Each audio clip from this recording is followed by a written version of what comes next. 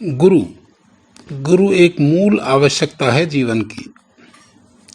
गुरुर् ब्रह्मा गुरुर्विष्णु गुरुर्देवो महेश्वर गुरुरेव पर ब्रह्म तस्मै गुरुरेव नमः। गुरु ब्रह्मा है, गुरु विष्णु है, गुरु ही साक्षात पार ब्रह्म है। ऐसे गुरु को नमस्कार। वैदिक परंपरा में गुरु की बहुत महत्ता बताई गई है। गुरु को परंपरागत पंडित या पुजारी नहीं समझा जाना चाहिए जिसका कार्य कर्म कांड करवाना होता है, या ऐसा अध्यापक जो फीस लेकर धर्म ग्रंथों की शिक्षा देता है, ऐसा नहीं समझा जाना चाहिए। कठ उपनिषद में लिखा है, मूर्ख लोग जो स्वयं अज्ञानी होते हैं लेकिन दंभ के कारण अपने आप को ज्ञानी और विद्वान समझते हैं, वे इधर उधर ठोकरें खाते फिरते हैं। यह ऐसा ही है जैसा अंधे को अंधा मार्गदर्शक मिले। अगर गुरु निःशुल्क शिक्षा देने की वैदिक परंपरा को भंग करता है तो वह अपमान का पात्र माना जाता है। गुरु कैसा होना चाहिए? इस संसार में हर अनमोल वस्तु की प्राय नकल तैयार हो जाती है।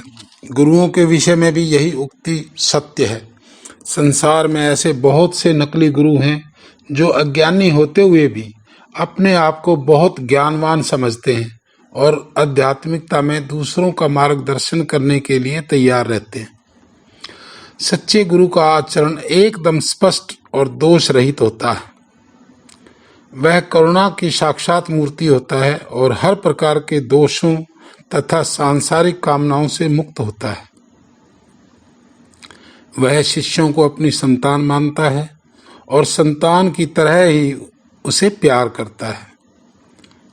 गुरु गीता में कहा गया है, गुरु वे हैं जो हृदय से पवित्र, शांत और स्थिर हैं, जो मितभाषी हैं, जो काम क्रोध से मुक्त हैं तथा इंद्रिय जीत हैं।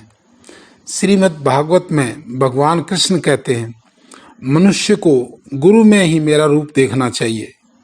किसी प्रकार का भी अनादर नहीं करना चाहिए। उसे साधारण मनुष्य समझकर उससे ईर्ष्या नहीं करनी चाहिए, क्योंकि उसमें ही सभी देवताओं का वास है। वैदिक आश्रमों में शिष्य के धर्म ग्रंथों के सैद्धांतिक ज्ञान और मोक्ष प्राप्ति का मार्ग सिखाया जाता था। जब वह आश्रम के सुरक्षित वातावरण से निकलने के योग्य हो जाता था और गृहस्थ जीवन में प्रवेश करने के लिए अपने घर जाने लगता था, तब गुरु उसे अपना आशीर्वाद और उपदेश देकर विदा करता था।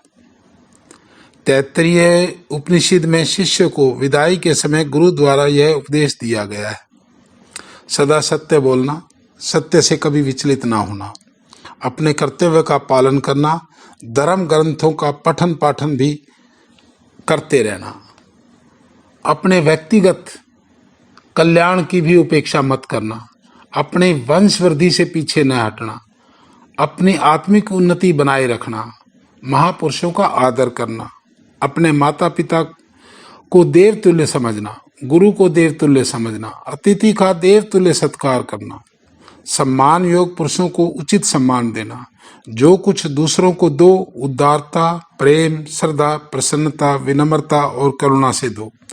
गुरु एक मार्गदर्शक की भूमिका अदा करता है। हालांकि गुरु को शिष्य के मन में सत्य प्राप्ति की तड़प तीव्र करना है, लेकिन सत्य की खोज का प्रयत्न शिष्य को स्वयं करना है।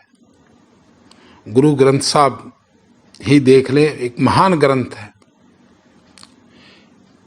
ਇਹ ਤੇ ਲਿਖਿਆ ਹੀ ਗੁਰੂਆਂ ਨੇ ਹੈ। ਸਾਰਾ ਗ੍ਰੰਥ ਸਾਹਿਬ ਗਿਆਨ ਤੇ ਪ੍ਰਕਾਸ਼ ਨਾਲ ਭਰਿਆ ਹੋਇਆ ਹੈ। ਇੱਕ ਇੱਕ ਤੁਕ ਰੱਬ ਤੇ ਗੁਰੂ ਦੀ ਮਹਿਮਾ ਕਰਦੀ ਹੈ। ਜੇ ਇੱਕ ਤੁਕ ਵੀ ਗ੍ਰੰਥ ਸਾਹਿਬ ਦੀ ਸਮਝ ਆ ਜਾਵੇ ਤੇ ਜੀਵਨ ਵਿੱਚ ਲਾਗੂ ਕਰ ਲਈਏ ਤਾਂ ਸਾਰਾ ਜੀਵਨ ਸਫਲ ਹੋ ਜਾਂਦਾ ਹੈ। ਜੀਵਨ ਦਾ ਢੰਗ ਤੇ ਸੋਚ ਦੋਨੋਂ ਹੀ ਉੱਚੀਆਂ ਹੋ ਜਾਂਦੀਆਂ ਨੇ। गुरु की इतनी महत्ता है कि सभी संतों, महात्माओं, पीर, पैगंबरों और यहाँ तक कि अवतारी पुरुषों को भी गुरु धारण करना पड़ा है।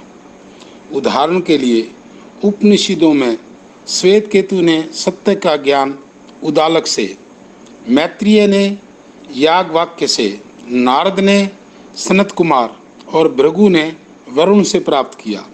भगवान कृष्ण ने संदीपनी ऋषि को और भगवान राम ने महर्षि वशिष्ठ को अपना गुरु बनाया।